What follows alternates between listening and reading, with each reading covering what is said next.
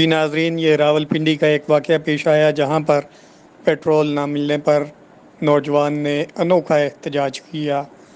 ये वाक़या रावलपिंडी का है। रावलपिंडी मरी रोड पर पीएसओ पेट्रोल पंप पर यह वाक़या पेश आया जहां पर एक नौजवान ने पेट्रोल ना मिलने की वजह से एहतजाजन कपड़े उतार दिए और बरहना होकर एहतजाज किया।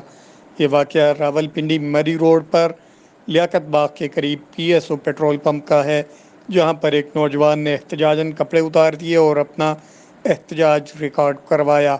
नौजवान ने पेट्रोल न मिलने की वजह से पेट्रोल वाली मशीन के ऊपर चढ़ा और फिलिंग मशीन के ऊपर चढ़कर उसने एहतजाजन अपने कपड़े उतार दिए।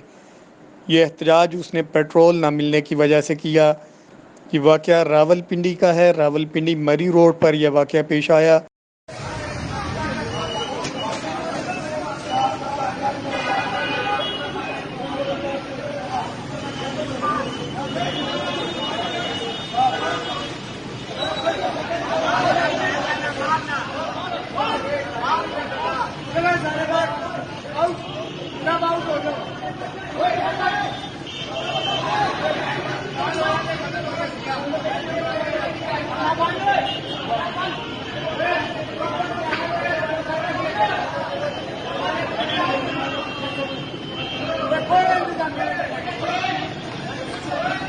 Wattan